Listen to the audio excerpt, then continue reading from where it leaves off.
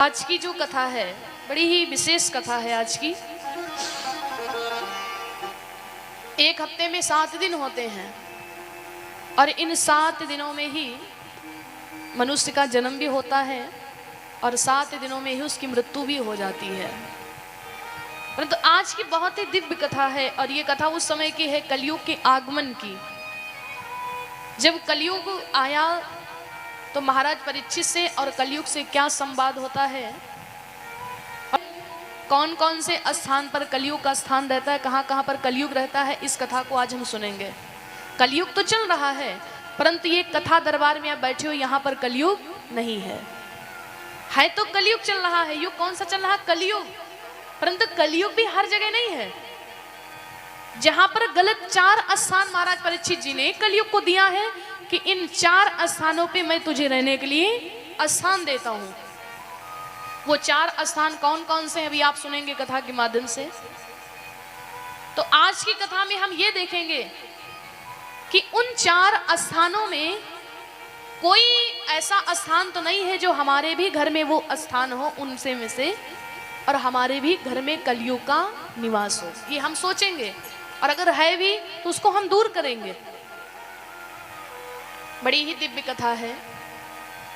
बोली सच्चिदानंद भगवान की जय हो। बोली बांके बिहारी लाल की जय। पहले तो आप लोग बताएंगे कि कल कथा कहाँ पे विश्राम हुई थी। जिसको भी याद हो तो बता सकता है। आज हम तो भूल गए हैं, हमें तुमको तो याद ही नहीं है। बताइए, जिसको भी याद हो तो बता दे।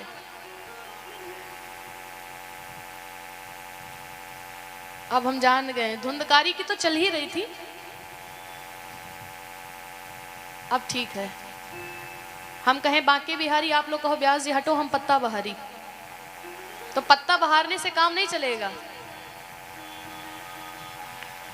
ये अक्सर होता है, जो चीज हमको याद रखनी चाहिए वो चीज हमारे ध्यान से उतर जाती है।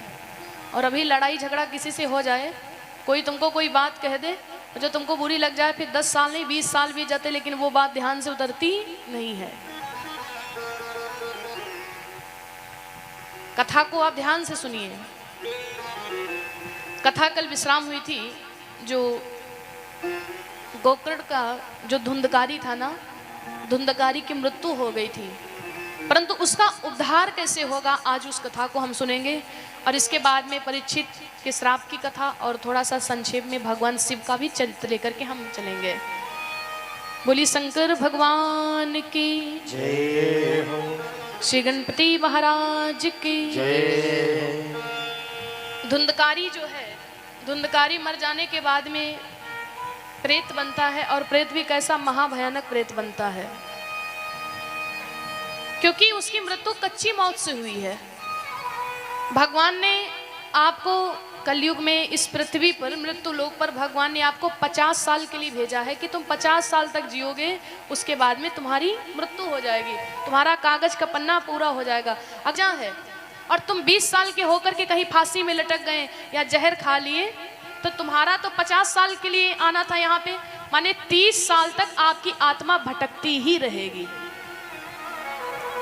तभी तो होता है जो लोग कच्ची मौत से बनते मरते हैं तो क्या कहते हैं, अरे वो तो भूत बन गए। भूत क्यों बनते हैं? उनकी आत्मा भटकती रहती है। भगवान ने तुमको 50 साल के लिए भेजा, तुम 20 साल में ही मर गए, अपनी मौत से मर गए, खुद आत्महत्या कर ली, तो 30 साल तक तुम्हारी वो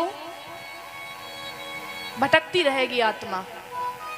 और जब 50 साल पूरे हो जाएंगे तो तुम भगवान के धाम में पहुंच जाओगे। तो धुंधकारी मरने के बाद में महाभयानक प्रेत होता है।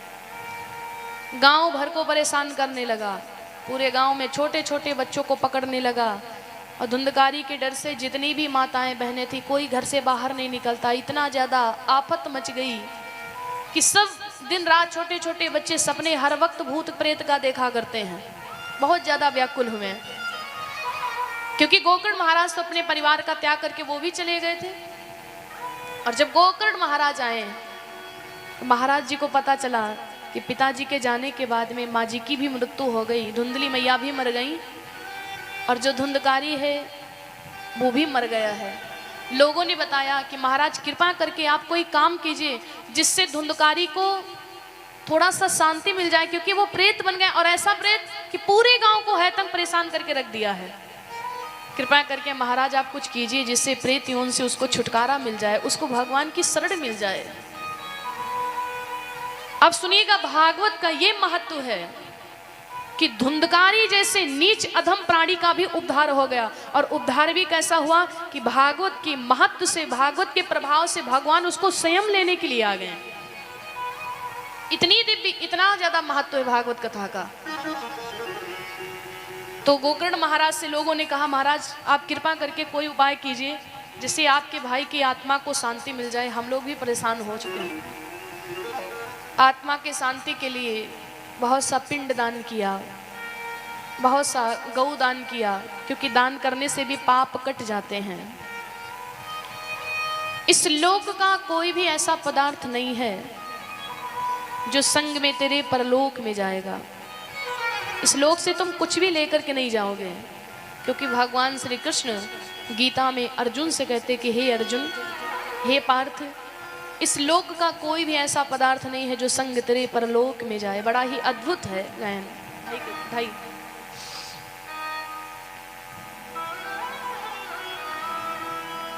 पार्थ इस लोक का कोई पदार्थ,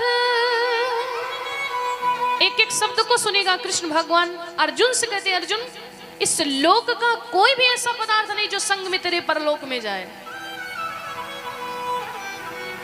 पार्थ इस लोक का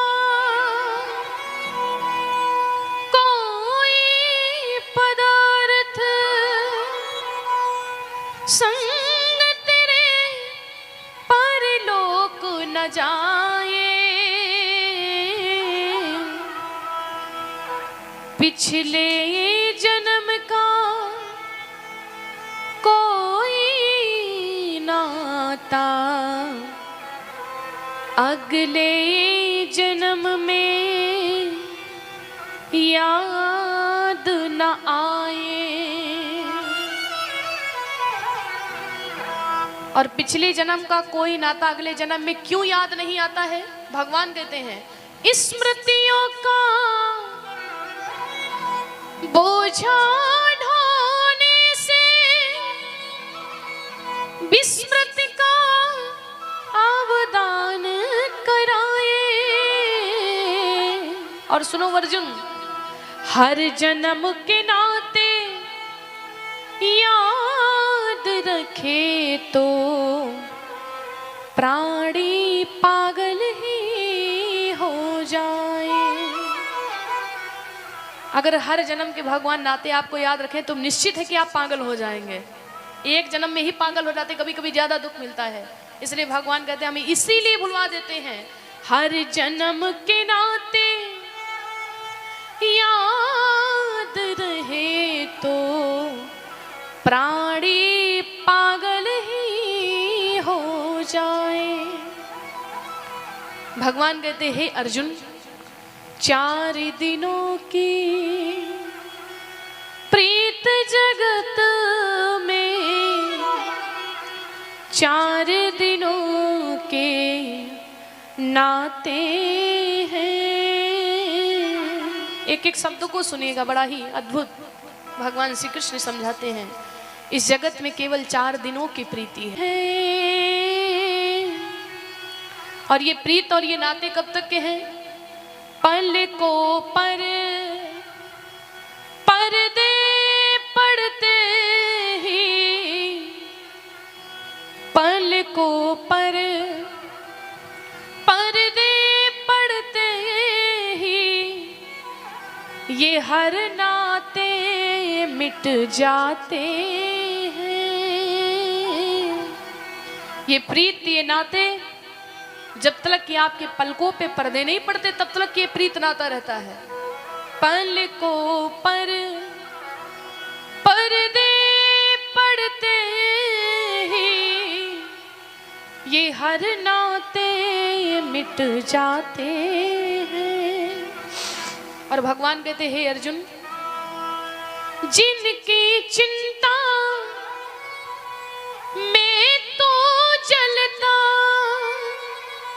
जिनकी चिंता में जलते हो ना, जिनकी चिंता में तो जलता, मर जाने के बाद में वो ही चिता जलाते हैं। एक पिता अपने पुत्र की चिंता में जलता रहता, कितना कर दे बेटे के लिए। जिनकी चिंता में तो जलता, वो ही चिता जलाते हैं। जिन पर रक्त बहाए तो जल सम, जिन पर रक्त बहाए तो जल सम, जल में वही बहाते हैं। जिन पर रक्त बहाए तो जल सम, जल में वही बहाते हैं। और मर जाने के बाद में आपके घर वाले क्या करते हैं? घर के स्वामी के जाने पर भगवान श्री कृष्ण अर्जुन से कहते हैं, तुम युद्ध नहीं कर रहे हो, युद्ध क्यों नहीं करते? तुम कहते ये तो सब अपने हैं, अपनों से कैसे युद्ध करें, मोह माया आपको नहीं छोड़ रहा। परंतु जिसे तुम अपना कहते वही तुम्हारे साथ में क्या करते हैं? भगवान कहते सुनो अर्जुन, घर के स्वामी के जाने पर सब घर का शुद्धि कराते हैं। तेरही होती है, पिंडदान किया जाता है, शुद्धिकरण किया जाता है। पंडित जी को बुला करके मंत्रों का उच्चारण, घर का शुद्धिकरण, और लोग पिंडदान करते हैं। पिंडदान किस लिए किया जाता? भगवान कहते हैं अर्जुन, जिस व्यक्ति से इतना मोह माया जकड़ करके रखता है, जिसके बिना आप एक पल भी नहीं रह पाते, उस व्यक्ति के जाने के बाद में आप क्या करते हो? घर के स्वामी के जाने पर सब घर का शुद्धि कराते हैं। और फिर पिंडदान करते। पिंडदान किस लिए करते हैं? पिंडदान कर प्रेतवाते मां से, पिंडदान कर प्रेतवाते मां से, सब अपना पिंड छुड़ाते हैं। पिंडदान कर प्रेतवाते मां से, सब अपना पिंड छुड़ाते हैं। पलकों पर पर्दे पड़ते ही ये हर नाते मिट जाते हैं। ये प्रीत और ये नाते जब तक कि आपके पलकों पे पर्दे नहीं पड़ते, तब तक कि ये प्रीत नाते रहते हैं। माँ कहती है कहीं भी जा नहीं पाते, क्यों? अगर चले जाएंगे तो घर का सारा काम खराब हो जाएगा, बिगड़ जाएगा, मेरे बिना तो सब घर में रह जाएगा, कुछ हो ही नहीं पाएगा, मैं नहीं रहूंगी तो। जिस माँ के बिना आप एक पल नहीं रह पाते हो, जिस पिता के बिना एक क्षण का भी आप कल्पना नहीं करते हो, उसी के मर जाने के बाद में बेटा ही अपने पिता की चिता में आगी जला देता है, आगी लगा देता है। बचपन में पिता अपने कंधे पर अपने बेटे को बिठा करके घुमाता है, ये दुनिया दिखाता है, सैर कराता है। मर जाने के बाद में वही बेटा अपने पिता का कर्ज उतारने के लिए अपने पिताजी को कंधे पर ही लेकर के जाता है। ये प्रीत और ये नाते जब तक कि आपके पलकों पे पर्दे नहीं पड़ते तब तक के केवल हैं। भगवान कहते अगर हर जन्म के व्यक्ति को नाते याद रहें तो व्यक्ति निश्चित है वो पागल हो जाएगा। इसी प्रकार से कोई कभी भी मरता नहीं है, क्योंकि सभी क्या है, हम लोग नश्वर हैं, अनुस्वर नहीं हैं। अनुस्वर केवल ईश्वर ही है, अनुस्वर केवल कृष्ण है। हम नश्वर हैं, हमारी मृत्यु होती है। जिस प्रकार से पुराने कपड़े हो जाने के बाद में हम पुराने कपड़ों का त्याग करके नए कपड़ों को, वस्त्रों को धारण कर लेते हैं, चयन कर लेते हैं, उसी प्रकार से हमारी जीवात्मा अजर अमर है। जीवात्मा को ना कभी कोई जल डुबा सकता है, ना वायु कहीं भी लेकर के जा सकती, ना अग्नि जला सकती, ये कभी भी कुछ नहीं कर सकता। जीवात्मा ही हमारी परमात्मा है, वही आत्मा ही परमात्मा है, और आत्मा हमारी अजर अमर है। जिस प्रकार से वस्त्रों का त्याग करके नए वस्त्रों का हम चयन कर लेते हैं, उसी प्रकार से हमारी जीवात्मा निकल जाती है और इस पिंजड़े को छोड़ करके हम दूसरा अपना रूप धारण कर लेते हैं। तो भगवान कहते ये पूरी पृथ्वी केवल मोह माया है। 4 दिनों की प्रीत जगत में 4 दिनों के नाते हैं, पलकों पे पर्दे पड़ते ये हर नाते मिट जाते हैं। मर जाने के बाद में जो दुख आज रहता है, जिस दिन किसी की मृत्यु होती वो कल नहीं बचता है, कल वाला दुख परसों नहीं बचता, फिर परसों वाला नरसों नहीं बचता, और धीरे धीरे करके आपका दुख कम पड़ता ही चला जाता है। क्यों? क्योंकि दुख का कारण केवल एक है, मोह, मोह माया। जिस दिन पृथ्वी पर किसी से मोह माया नहीं रहेगा, उस दिन तुम्हारे मर जाने के बाद भी किसी को कष्ट नहीं होगा।